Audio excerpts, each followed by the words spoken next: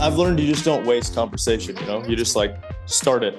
You just get right into it. Yeah. We were just talking about how the last time we've obviously known each other for years, but the last time I saw you like online like this, Savon basically like, I don't know, what would you say? Like he kind of like, he sneakily threw you in there when I'm like showing like a. Yeah. He got you to talk about all the stuff on your wall. And as you're talking about all your medals and whatever, he brings me on. So I had no idea. And then I just show up and you're talking about your stuff. So, and then you took your shirt off and, I'm like, dude, it's like if there's ever a worse time to try and show like an old 2008, because I wanted to show like how the medal was like hella old school.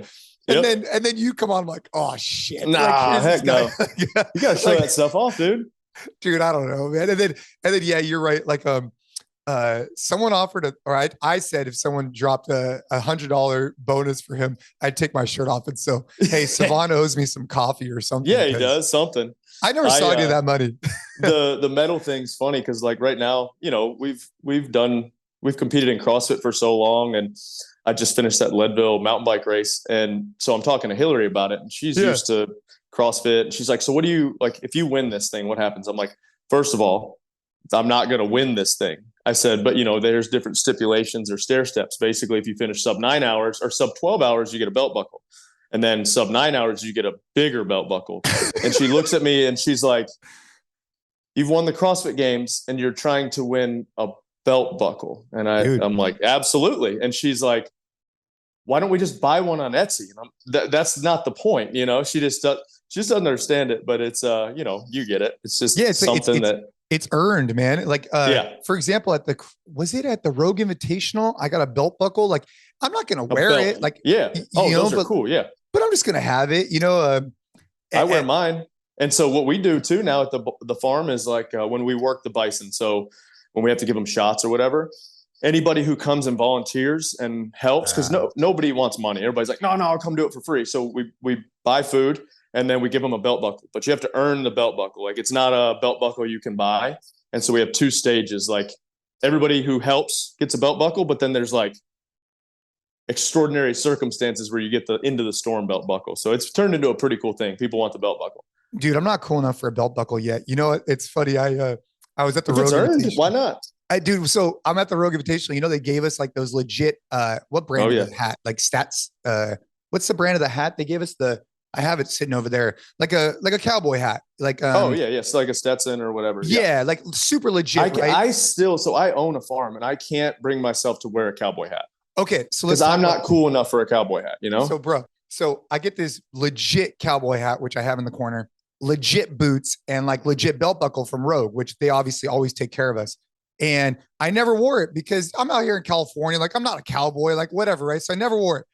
So sure enough, we're going to a country concert and it's like an outdoor, like whatever venue. Yep. And my wife's like, hey, like you got this gear, like you should wear it. If you're ever going to wear it, this is the type of place. So I'm already feeling hella self-conscious, right? Like, dude, I'm kind of a poser. Like I shouldn't be wearing this. Like, what am I doing? Yep. And sure enough, I'm at this place and this guy walks up to me. He's being super cool. He just walks up to me. He like taps me on the shoulder. He's like, hey bro, you're wearing that hat.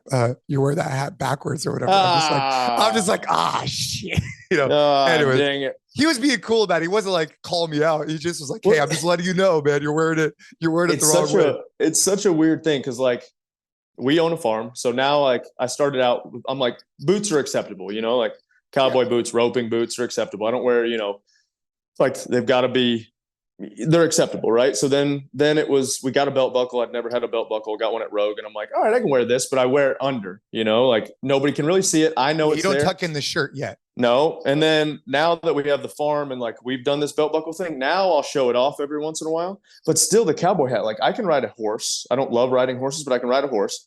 I've even like roped the cows. So I feel like, the next step would be the cowboy hat, but I just don't feel right in it. I just feel like you said, like a poser. I'm like, nah, I'll just wear my baseball hat, Dude, yeah, I mean, I think you could definitely pull it off more than I can because you have a ranch and all these different things. Right. But like, I just still don't feel right, like unless I'm out like on the prairie and like actually going to rodeos or something, I'm just like, I can't wear that.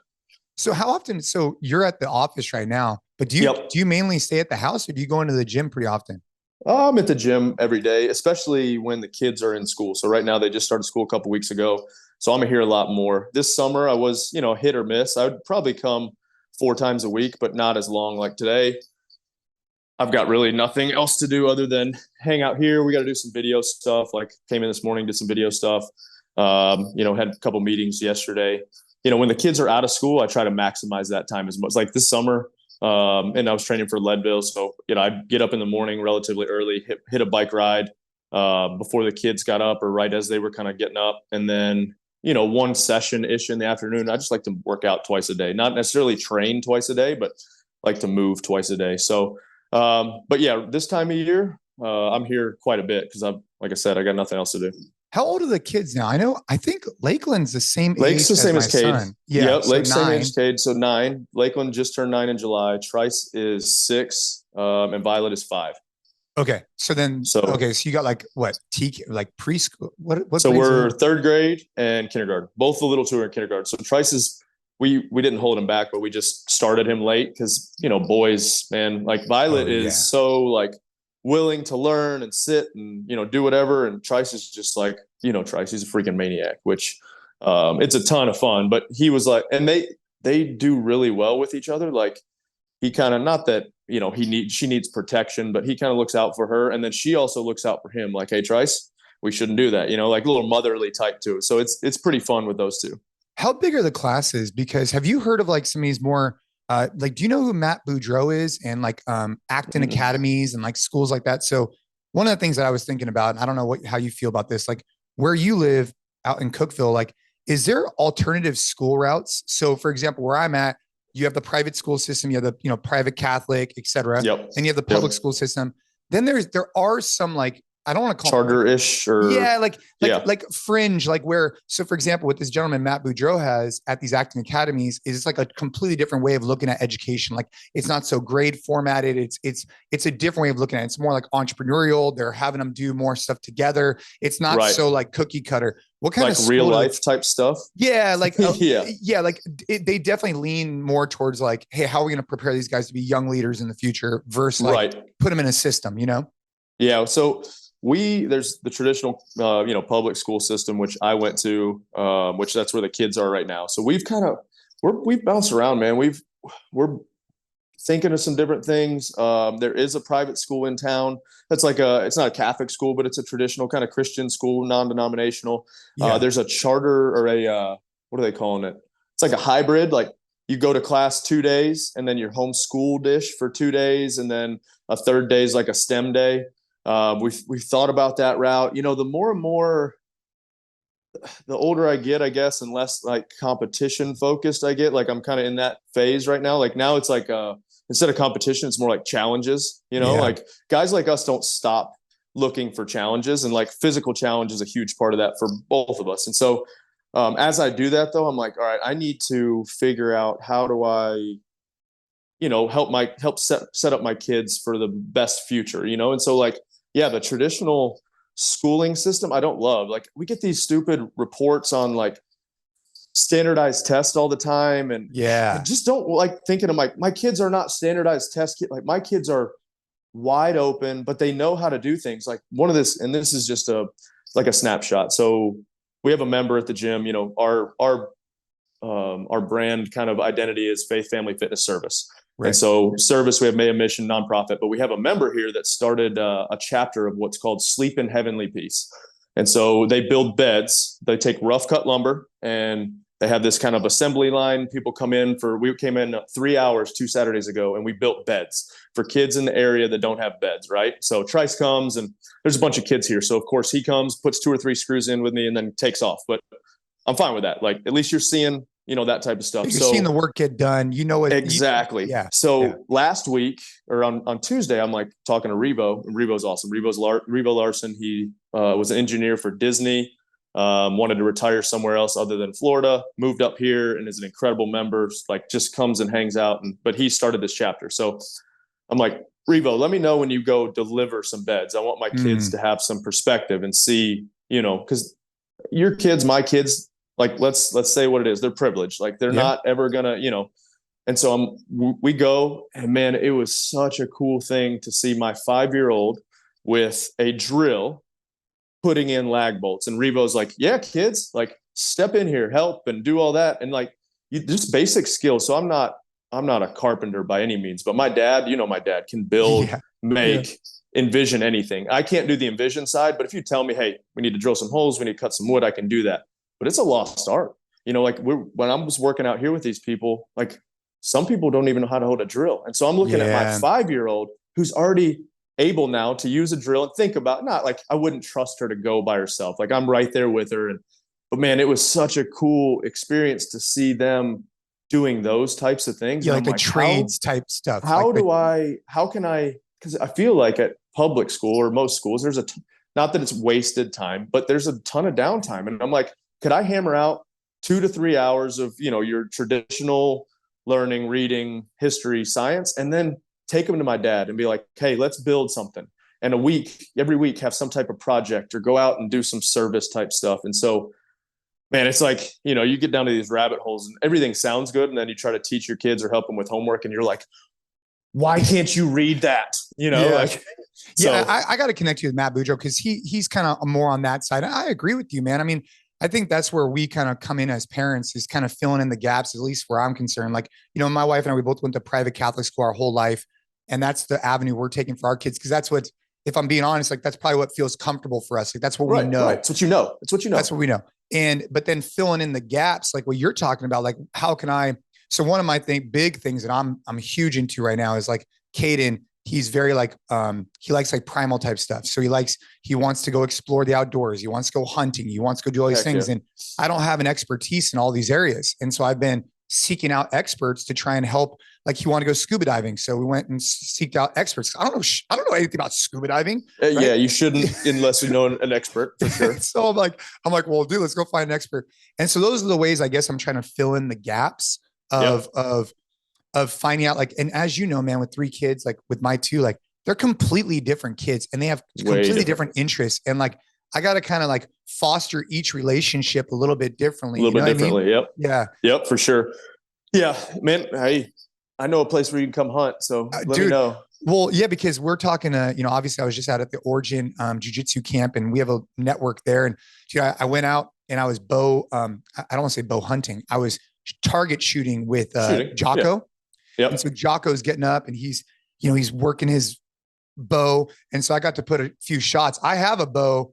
But yeah, that's something I'm very, very interested in. And I know Caden's even more interested in it than I am. Once you start shooting your bow, there's something like therapeutic to it. There's something like, and the best way I had it explained to me was, I went out and hung out with Cam Haynes and the owner of the bow rack, Wayne. He's like, think about it, how you approach a barbell every time. He's like, set your feet, put your hands where they need to go, draw, anchor. You like, and for me, that clicked. I'm like, oh, duh, that makes sense. So every shot's the same. So, and I like shooting guns. I love shooting guns, but for me, something about a bow, I don't need ear protection. I don't need all this. And I can just cycle some arrows. Like right now I'm getting ready to go elk hunting in a week from today, actually. Yeah. And so I'm shooting anywhere from 16 to 20 arrows a day from 60 yards, just trying to hone that in, And so, man, there's just something therapeutic to it. Well, watching Jocko do it. So again, it was like early in the morning. We're out at Maine. It's mainly jiu-jitsu camp, but dude, just watching the way that, like, exactly what you said, he set up the same, he placed it the same, he breathed the same and then thing, boom. Yeah. And then he released. And it was just really interesting because to your point, like a barbell, it's like right foot, left foot, boom, set it up. And he was doing, like, if I'm not mistaken, like, 5 arrows at this distance, 5 arrows at this distance, 5 arrows at this distance. But dude, I saw some videos of them elk hunting and it's just a different beast because they're like 30 yards away from these giant animals. Yeah. Yeah. The one I killed last year was 40 yards away. Dude. Yeah.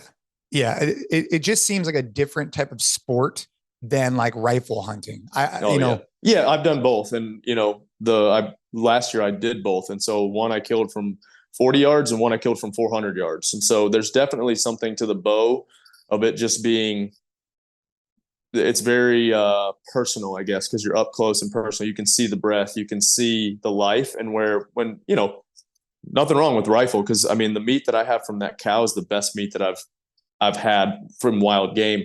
And that bull is a little, what they call ruddy. It's a little like he's full of testosterone. You can taste it. Oh yeah. And so, but yeah, there's just something to shooting a bow and just that primal, like you're saying, the primal aspect to it. Do your kids, so where do you fall in the category of like, I'm sure you get this a lot. So I was just at the CrossFit Games. I know you were too. Mm-hmm. And I get often all the time. And when I'm on these events, like, hey, when you're, is your kid going to be the next CrossFit game? Maybe not the next, but like a future CrossFit Games champion, or, how often are you having them do CrossFit? So I'm curious, like for you with the 3 kids. And as I said, like for me, this has been my journey with my children. The journey's been like, if I push too hard, like I want them to have a really healthy relationship with fitness. Yep. I want them to look at this thing like they're going to do it for the rest of their life. Like it's not going to be today, tomorrow. And so I've had to kind of like take a step back a little bit and kind of meet them where they're at, whether it's 5 minutes, 10 minutes, whatever. Yep. But I'm not intending my children to like specialize in CrossFit. So like, where are you at on that spectrum of things? And like, what relationship does fitness play compared to like sports and other kind of stuff? So for me, what I think of is like the Teen CrossFit Games is over here. The way I'm raising my kids is over here. Over here. Yeah. Yeah. So it's like, I love CrossFit. I think it's incredible. I think it should be used. So like I'm helping my high school, my former high school baseball team. One of the guys I played with is the head coach now. So I will use some CrossFit methodologies, traditional strength and conditioning, but hey, some finishers, some conditioning, like we're going to do some CrossFit type stuff. Right. Right. I think it's an incredible thing for sport. I think kids need to learn how to move a barbell, how to do those things. But I think as a sport, I would prefer, I'll support my kids in any athletic endeavor they want to do. So if they decide, hey, I want to compete at the teen games, I will try to defer that. But if that's what they want to do, I'm going to support them. Here's my approach to fitness with my kids: get outside, go, get off the TV, get off, like if I walk in the morning and one of them has gotten up early and they're on the TV, I'm like, beat it. Yeah. And I buy them whatever bike they want to have, whatever, we've got these drift trikes that are just ridiculous, stupid, all kind of balls, any ball you can think of. A pitch back, like one of those nets, you throw a ball against it comes back to you. Anything physically active that they say they want to do, I will purchase, I will get behind. We don't have any real electronics. We do have a Nintendo Switch that gets used for travel, and that's it. We have some iPads the same. But man, that's the way I was raised. It was get outside, go find something to do, or else I'm going to find you something to do. And my parents could find the worst chores to do. So, and what's cool is like my kids like to do that stuff, so they'll get up and first thing that Trice, like every morning before we go to school, he's like, Dad, let's go race the drift trikes. Dude. And so we'll do 2 or 3 hot laps. I'm full panting, sweating. He is too. It's probably good for his brain before school to get that out. 100%. Like I said, I don't want to harp on, like I get to like, this is a push, like a hot topic for me, but the games for teens, you've got the rest of your life to compete in CrossFit, play as many sports as you can. Like Lakeland, finally, I've always been like, hey, we're going to do something. So she wanted to do cheerleading. I said, no cheerleading, but I'll pay for you to do at this age, no cheerleading. I'll pay for you to do gymnastics, like flips, tumble, all that stuff. Right. Well, she saw Trice play coach's pitch because also one of my things is until you tell me you want to play a sport, we're not playing that sport, because I'm not going to force you to do something and then watch you kick dirt and, not pay attention and have to be pushed, So with them, Lakeland and Violet both saw Trice play coach's pitch. So this year, Violet's like, I want to play T-ball. Lakeland wants to play coach's pitch. And dude, it is so much fun to see Lakeland. Like she's intense and she's kind of like scrappy and she's never really played, but she can get in position and she's got a cannon for a shoulder. And so it's been fun to watch. And then Violet, man, it's hilarious just to see her, because she's more like wants to play with Barbies and Lakeland is too. She's girly girl, but both of them have that switch where they're like, oh, now it's a competition. We want to do something, so it's been a ton of fun. Are they doing when you say coach pitch, I imagine maybe at Lakeland's age, they start doing softball, or is she still doing? So she's coach's pitch softball. This is the last year coach's pitch softball. So at T-ball, basically here whenever you split off a T-ball, you go your separate like ways. male, Which is good, because we tried to play soccer, and Lakeland playing with boys, she didn't like it, where like, I think she was with a bunch of girls, she would have been fine, but because she's super athletic, she's tall, she's lanky, she's fast, and she, like I said, she's got a little bit of nasty in her, which is good. Yeah. But like it's just been fun, me as a competitor, to see that in them. You're like, oh, bro, hell yeah. Like I can work with this. Dude, what's so funny? You and I have messaged about this a little bit. Like growing up, my dad came from Iran. My mom, she had a different background. They didn't know anything about traditional American sports. So when I grew up, I played a little bit of soccer because that was what my dad knew from Iran. And then I found like non-traditional. BMX, right? Yeah, BMX, because my neighbors were doing it, right? And it's so funny because now here I am with my kids. I'm trying to expose them to as many things as I can. Recently, I'm trying to see if we can get Caden to check out rugby or lacrosse. They're actually pretty popular. Just to at least try it. Because I figure once the kids get past, like, I think the number for me is like 10, 11 years old. It's going to be hard for them to try a bunch of new things because kids are going to be too far advanced in front of them, right? But dude, they're going to get pissed and frustrated. Exactly. But I'm telling you, dude, baseball, I don't know, man. I love watching youth baseball, and the athleticism that's developed is incredible. Like Caden, he'll probably end up playing, I think he'll be pretty successful at football because he's got that mentality, but we don't need to get him there yet. Like we don't need to have him tackle yet. Like we're having to play flag and all that kind of stuff. Flag, man. So teach kids how to play flag first. That's it. But to your point, man, it's like, we don't have our rule. This is, and I imagine yours is probably similar. Our rule is like, bro, you want to go to your friend's house to go play video games? Like it's all good. Like go be with your friends. And if I'm not going to be that dad who says, no, you can't go play, Madden with your friends. But at our house, we just don't have any games. We don't have it.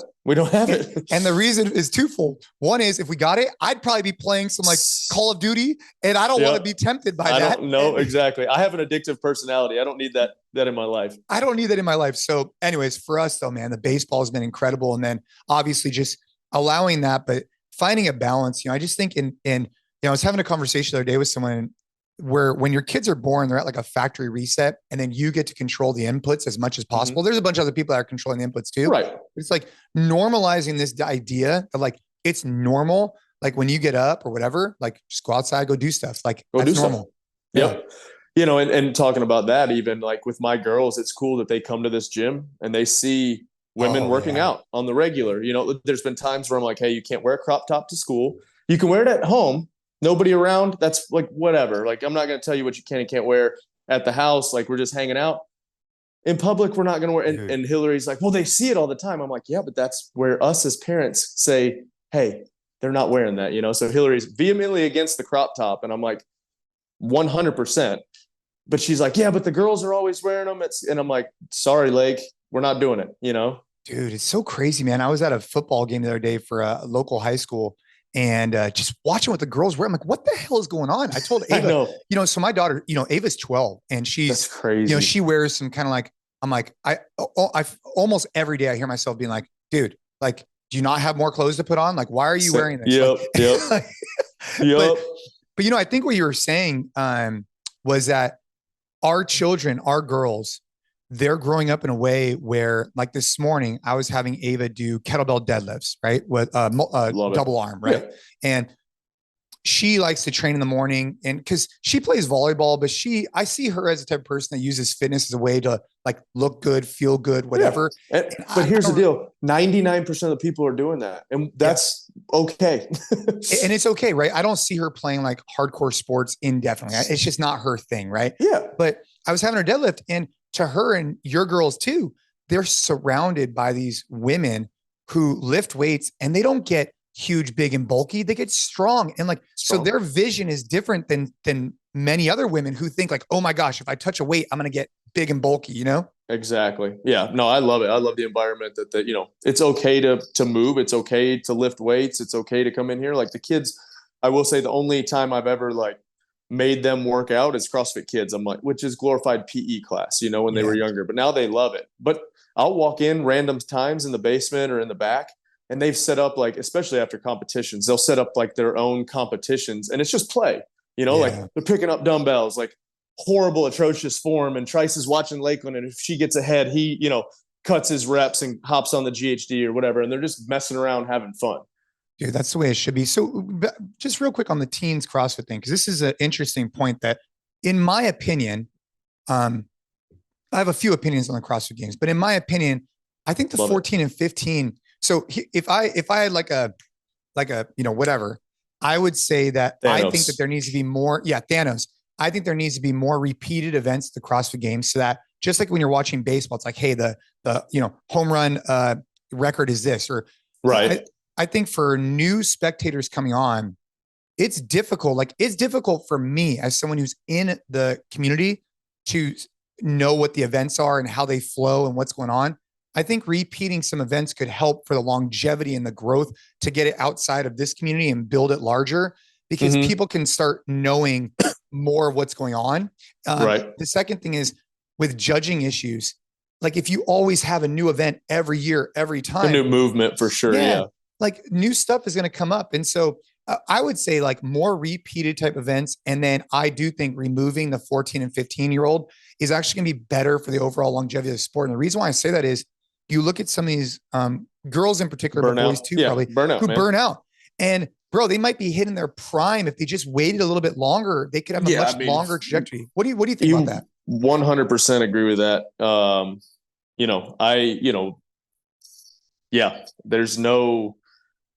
There's no reason to have 14 and 15-year-old kids competing. They need to be playing other sports, I think, for development, for growth, for,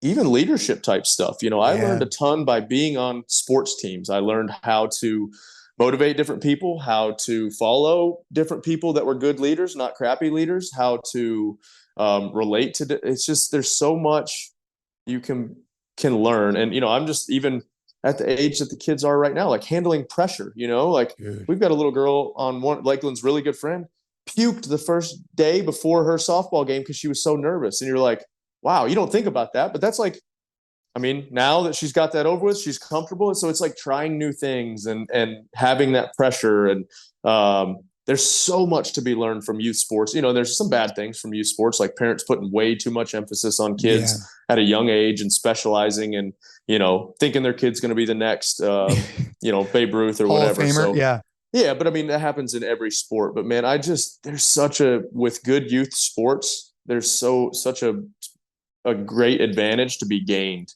by doing those things.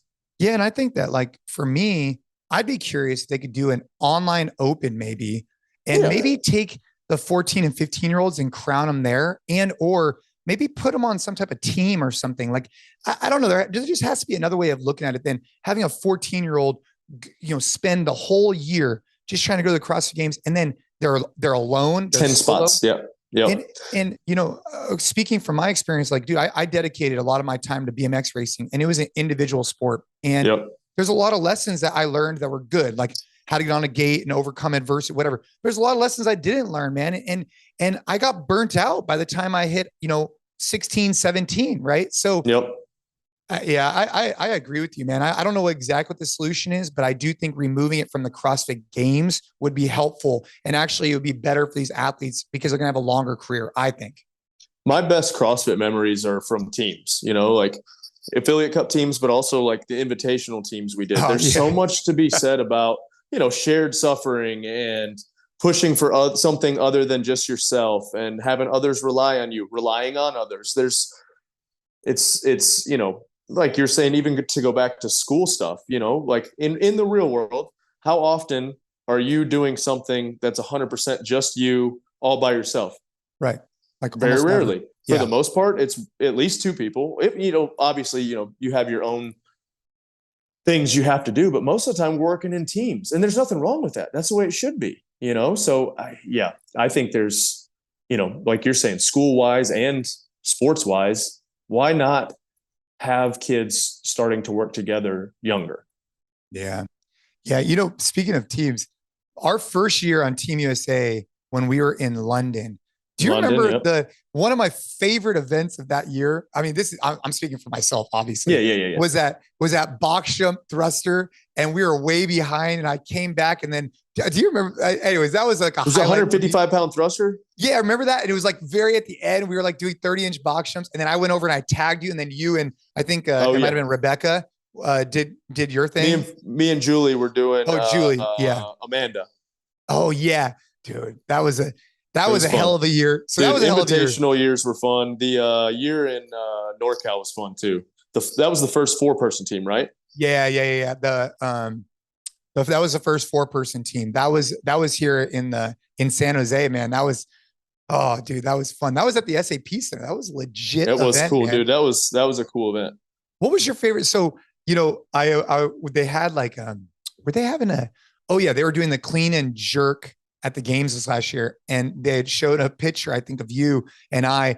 Remember when they did those ladders, dude? Mm-hmm. And you just be like, dude, in the stadium, at the soccer stadium, and that place would just be erupting, man. All my favorite memories are the tennis stadium, man. They're like, the at night events at the tennis stadiums, the thruster legless, the down and back chipper, push pull, anything in that tennis stadium. The weather was like perfect. It's like, 70s, a little chill in there when you get out there, and then it feels awesome. And then the crowd, I mean, yeah. Dude, honestly, my earliest CrossFit Games memory obviously is my first event, but watching you guys. So I was in the heat previous to you doing Amanda, which we won't talk about what happened there, but I just remember the event that shall not be spoken about. I just remember sitting up top watching, like I'd done my event. I'd had enough time to go get my stuff, and then sitting down and watching you guys go. Cause at that point, nobody knew who the hell I was. And, there was plenty of open seats in there, but man, I don't know. There was just something cool to that. Dude. Yeah. That event. So for those of you who don't remember this one, and for who aren't like, CrossFit historians, they, where I went wrong is this event was I want to say it was like 7 or 8 p.m. Yeah. Amanda, but they wanted to have like underneath the lights. So they wanted it, which was super cool. Right. Awesome. And so I remember waking up and, that year I came in, that was 2010, right? 2010, my first year. Yep. So I had taken first in 08 and 5th in 09. So I went in there kind of feeling pretty good. And I'm like, all right, man, I gotta make sure I'm fired up for tonight. So I made a terrible error that I didn't eat enough food. I didn't relax enough. I was like drinking Red Bulls, thinking I was going to go and fucking do it. And we get out there underneath those lights, man. It just did not go my way. But the reason why I bring that up is, bro, remember they had the flyover. And I remember that year I was like, dude, we made it, because that was the first year at Home Depot Center, flyover, national anthem. Woo. That was cool, man. There's all those memories in that tennis stadium are, and everybody talks about Madison and the Coliseum, which is cool, but man, there's nothing like that tennis stadium. It was that if you know, air. If you know, and remember, like sometimes as a competitor, bro, it would be so loud down there that you'd have to like scream, not mad to your judge, right? Or he'd have to use or she would have to use hand signals, because you're like, I can't hear shit. I can't hear anything.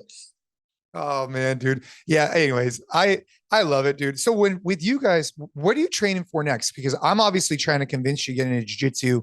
I don't know if that's going to happen. I just don't have enough cartilage left in my left side of my body. My shoulders, I'm hanging on by a thread on my rotator cuff, and then my left knee. Some days is great, and other days feels like it's the 2 bones are one, or 3 bones technically. But elk hunting right now is I've got 3 hunts coming up, 1 a month for the next couple months. We have the Rogue Invitational. So still trying to do some CrossFit, but right now, like I said, just carrying a heavy pack, hitting the stair stepper a bunch, pushing sleds. So you're carrying like a ruck, and you're hitting like a endless staircase or whatever. Yeah. We've done some nasty workouts with that thing. My goal is I want to do Murph. So 50 flights of stairs, and then 20 rounds of Cindy. I always do strict pull-ups. So I do 20 rounds of Cindy and then 50 flights of stairs with a vest. I'm going to try to hit that Tuesday or Wednesday next week before the elk hunt, just to What brand of staircase do you have? Stairmaster. Stairmaster? Yeah, dude. Yeah. I want to get one of those. So it's incredible, man. Like gnarly. My heart rate immediately goes to 150, 160 and just stays there. With a pack on. With or without a pack. Like yesterday, Lakeland had chorus. I picked up my little two from school. The gym's 5 minutes away. So I came here. Kids wanted to run around, do their thing here at the gym. So I wanted to just move a little bit. So I turned the stair stepper up to 12, hit 10 flights, hop off, do 10 strict pull-ups for 10 rounds. And it was good. No warm up, just right to it. Double step, single step, and do you touch the railings? I don't touch the railings. That's the rule, is no touching the railings. Okay. So it's like ghost riding. You're not allowed to ghost ride. Yeah, nope. And usually I just grab that vest and just do it. We have one we want to test. The media guys tested it because they're going with me, but 75-pound pack and 7 minutes on, 3 minutes off.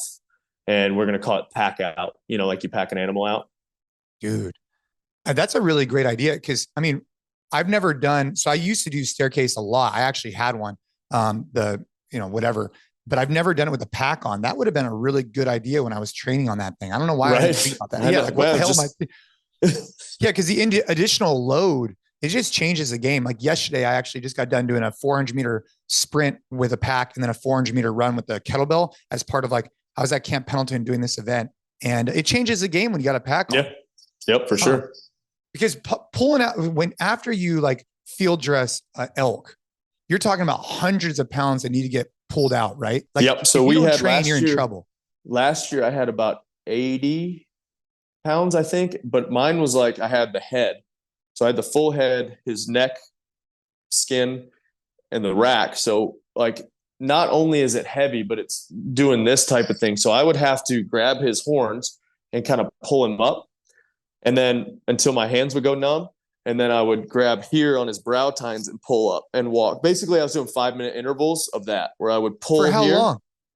2 hours. My heart rate averaged for 2 hours, 140. Wow. And we stopped 3 or 4 times and you'd find a log and you just set your whole pack on the log and you just hang there. You just like hang out. And give you like 2-minute rest and then you'd walk again. Dude, it's the most daunting thing ever. Does it give you a whole different impression? Because like, I know that people have their opinions on hunting, but like for me, I haven't explored it as much as you, but like, I almost feel disconnected. Like, I feel like if you're going to get mad at someone who's hunting, right, and doing it the right way, like ethically, all that stuff, which by the way, I should know, all the hunters I've ever spoken to have always tried to do it with the utmost amount of care for the animal. Yep. And like doing it right. Like that's why you train, you know what I mean? Most hunters want the same thing that vegans want. More animals. That's what we all want, right? We want more healthy animals. That's what hunters want. That's what vegans, vegetarians, whatever want. We're just going about it 2 different ways, but we still want the same thing. So we had Blood Origins. Robbie Kroger came on our podcast and we talked everything hunting and all the conservation and stuff like that. But there's so much, I'm so much more appreciative of meat that comes from the store now. And I waste a lot less. As bad as that sounds, I waste a lot less now knowing, one, how hard it is to kill something, to, the whole, what it takes, the grind, everything. But also seeing and like knowing there's an attachment to life, like there's almost like, as bad as it sounds, there's a disconnect with meat in the freezer 100%. At the grocery store. You're just like, there's a red, red piece I'm just of grabbing meat, a fillet. I'm grabbing a ribeye. Like, it's like whatever, when you kill something and you see the life leave it, you're like, there's a bit of remorse. Like, and if you're not a sociopath, there's, like everybody wants to say, hunters are sociopaths. Dude, when I kill anything that I kill, there's this immediate like, dang, like, did I really need to do that? And then I'm like, yeah, like it's sustainable meat. It's meat for my family. It's the purest of pure. Like that animal lived a good life. I made a clean shot on it. It died probably more peaceful than other animal getting it, because, an arrow or a bullet with a good shot this animal is going to expire way less painfully than if a grizzly or a bear or a lion or something, like, they're ruthless killers. Yeah. Usually eat them while they're still alive, so, there's a ton of arguments about it. No, but we all want the same thing. I think it's a really interesting subject, because coming from like a non-hunter background, I think there's just these stigmas. And then I went and took the hunter safety course. And I went and did some more education on it just for myself, because I wanted to understand more about it. And when you actually deep dive, one of the reasons why my son's so interested is like, dude, he feels disconnected. And frankly, so do I. Like, it's just like, oh, let's go throw a steak on the barbecue. It's like, well, where did it come from? And I feel like for you, when you actually eat the meat, and this is something I actually am looking forward to experiencing, because I want to know what that feels like to when you're at home and you cook up a piece of elk, every time you do that, like with my son, like I'm thinking the memory comes back. The memory comes back. I'm just thinking like the journey to the journey, the like, is that what happens when you're doing that? 100%. I've never experienced that. 100%. Every time I eat, I've got a bull and I have a cow now. They're kind of intermixed. Like, I don't know which one's which, other than a couple of them have separate packaging.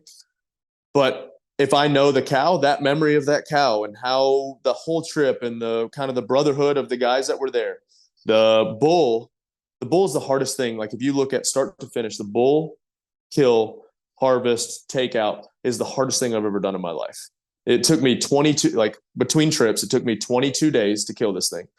Anywhere from 10 to 15 miles a day walking, countless trips to Colorado, to Montana, and then thought I missed the shot, made the shot, ups and downs, emotions. Like, there's so much that goes into that.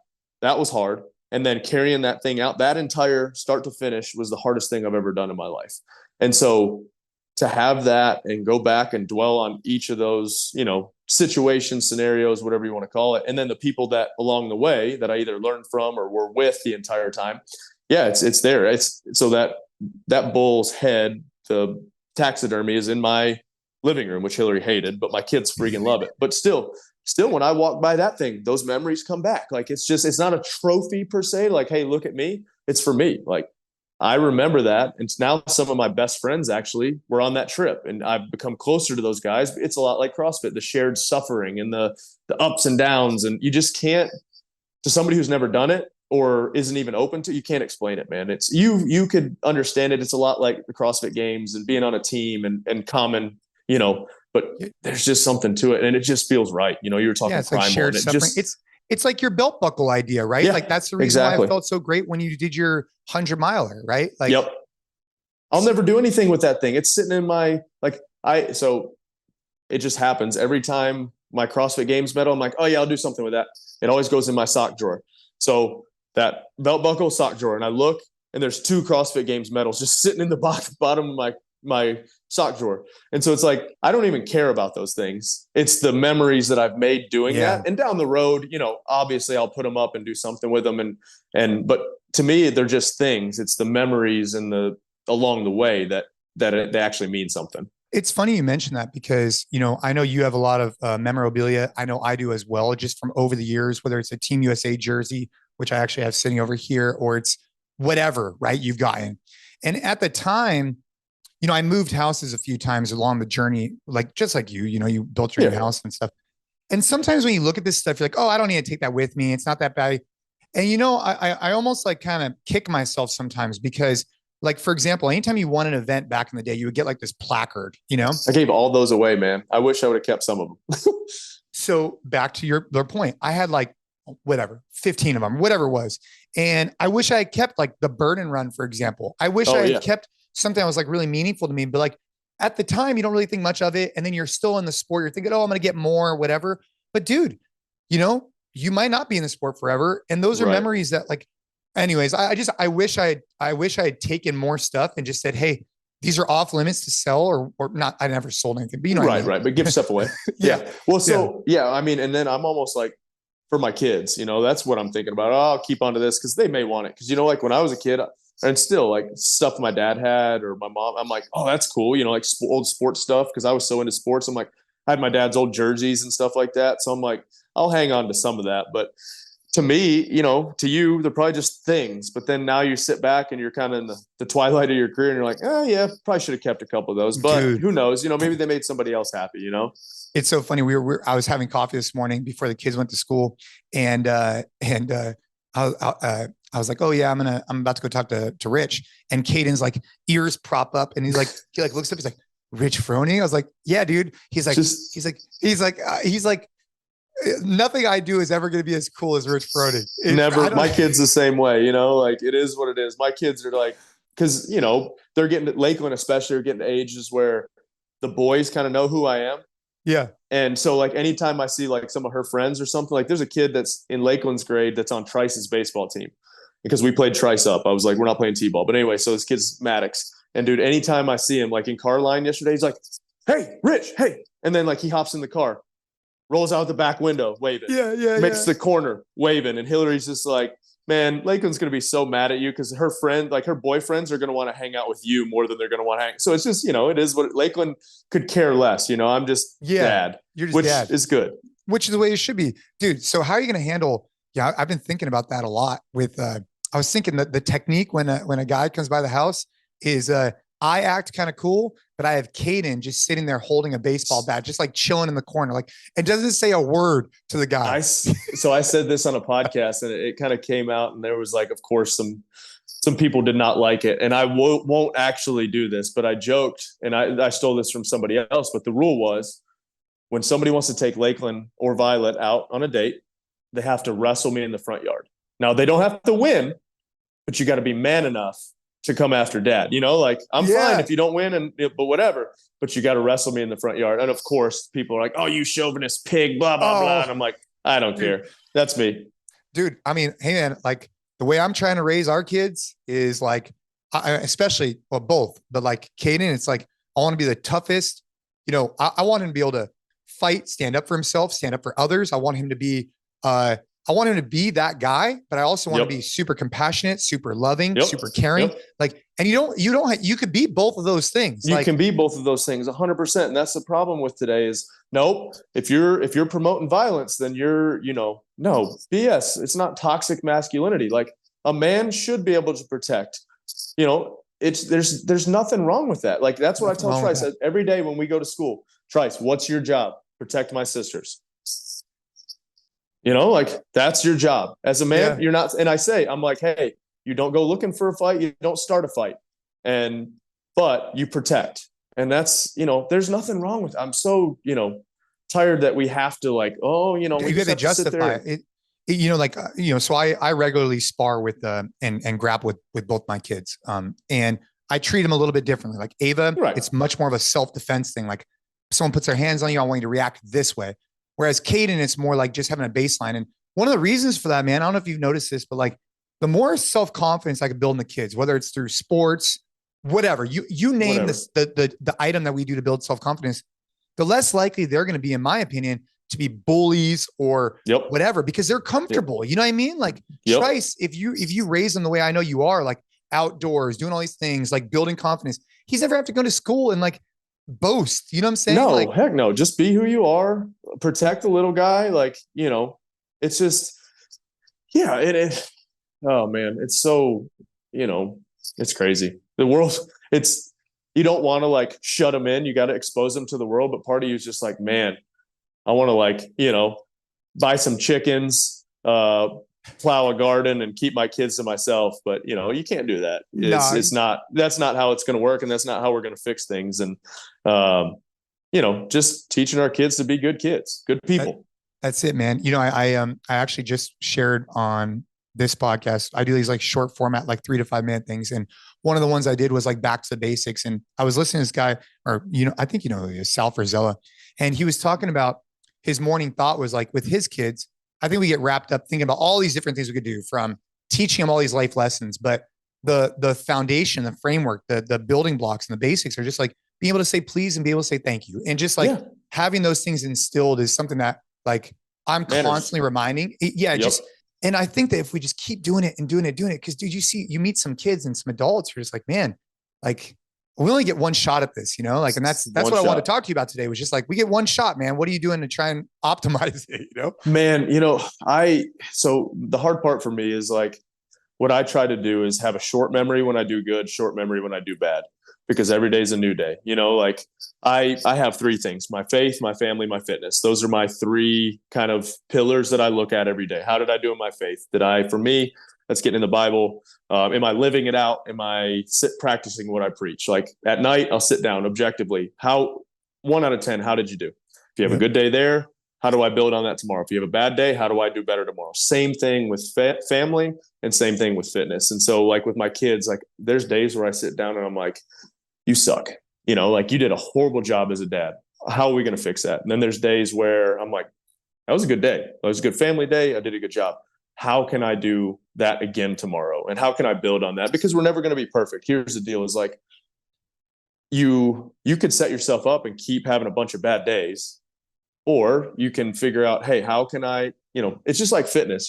For me, the analogy of fitness is like, if I have a really good fitness day, but I don't continue that and don't have some consistency with that, you're going to lose it's it. irrelevant. Right? Yeah, exactly. And so, and not being stuck in my ways and trying to be super objective with it. Like, did I actually did we have some meaningful interactions? Like one of the things I've tried to do is, instead of getting the kids waking them up by, like, hey, everybody, we got to go out the door, blah, blah, blah. It's like, hey, have a little bit of fun, like mess around with them, get them laughing to wake up. And then from there, all right, like Lakeland and Hillary yesterday, Hillary didn't like what Lakeland was wearing. Well, huge fight. Lakeland leaves. Why can't I wear? This is the worst day ever. And so we're in the truck. It's me, Lakeland, and Trice. And I'm like, Lakeland, it's 7:15 in the morning. You've been up for 25 minutes. This is not going to be. Yes, it is. Lakeland, you have a whole day. You can decide. Like, I know you're not wearing what you want to wear, and you and your mom, like, you guys can handle that later. But you have a decision. Do you want to make this a good day? Like, trying, and she's at the age where Trice is just like, no, it's going to be a terrible day, but Lakeland's at the age where it's okay. And so we got her settled down. They play, I don't know if your kids do this, but when we were kids, it was slug bug, right? Where you see slug bugs and you hit them or whatever. Well, now it's Jeep. Cause you don't ever see, you mean, slug bugs.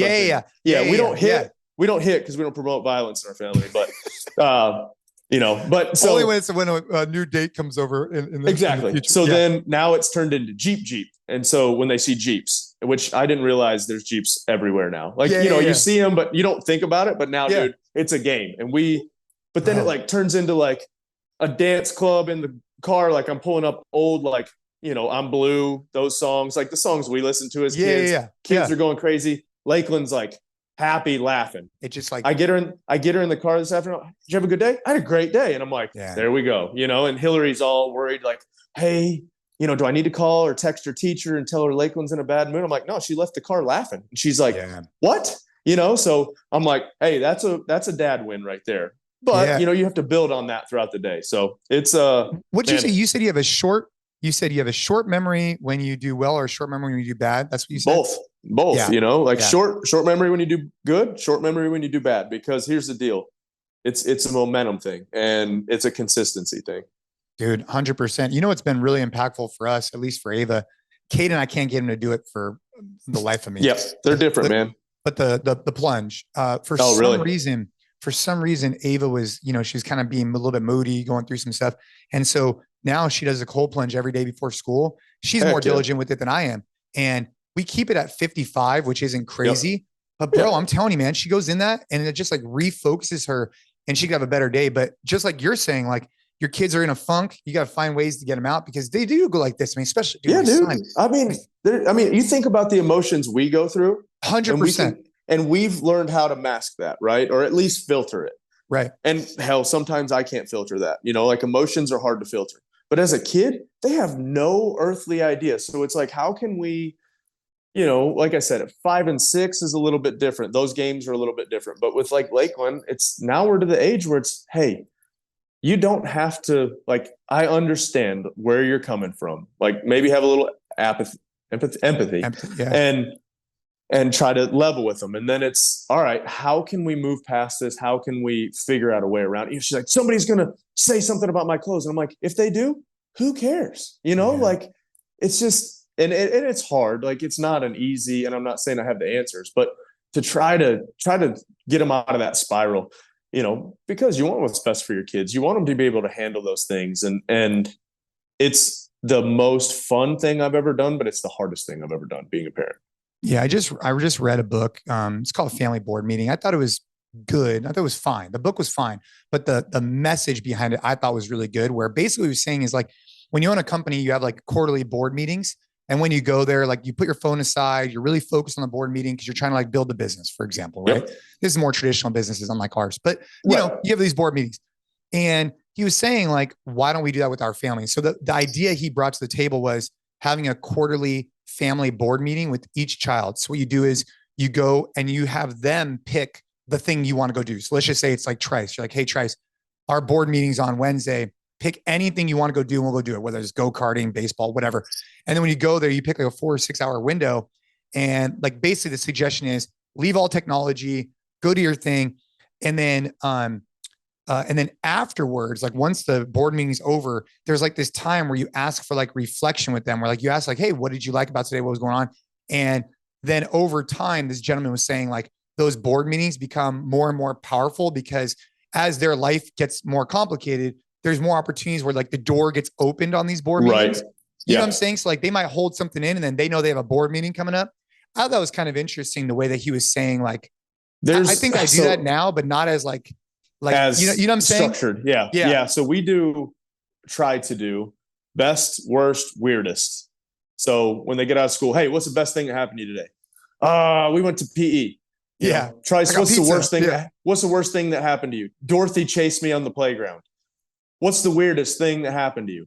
Trice's latest has been, this girl just stares at me at nap time. Like to try to get them to Lakeland for the most part, some days is like, nah, nothing. Like she's at that age, but it's to try to like get them to, hey, this is normal for us to talk, because, and my parents are incredible parents. We're incredible parents. At no point did I ever question their love for me. Me and my dad just don't have deep conversation. Do I know and do I understand that he loved me and was trying to, and he was more of a like, and that's why my leadership style is, hey, I'll go do whatever with you. I'm trying to do a better job of, hey, listening and talking, where I'm like, I'll lead. I'll never ask you to do something I wouldn't do. I'm going to lead from the front. I'm going to work. I'm going to whatever. That's my dad and both my parents' leadership style. So the talking side of it is something that I've had to develop. And I'm like, so how do I develop that with my kids to where, hey, they know that dad's always going to be there. And we're going to, if he asks us to do something, it's not something he wouldn't do. But then also, hey, let's have some conversations. Like, let's actually talk about, and not, like I said, do I ever feel like, I was shortchanged as a child or anything like that? No, but I want to set my kids up for failure or for success. So why not teach them to be better communicators? And so 100%, it's tough, like, cause that's not in my nature is never to, hey, let's talk about your feelings. Yeah. Even with Hillary at times where she wants to like talk, I'm just like, what? Dude, and it's the way you're raised. Like, I think about all the time, like with your dad and mom, my dad and mom, like I like to think that anybody like that's a good parent tries to do the best they can. Like, absolutely. You know what I mean? Like, but they only know what they know and they only know how they were raised. Like I think about my dad. Dude, my dad was in Iran where women like, just think about being raised in a country where like, it's just women such a different, right. Yeah. It's like such a different framework. And so I've had to kind of say to myself, okay, my dad is very similar to yours in a sense of like, dude, my dad is amazing. He's like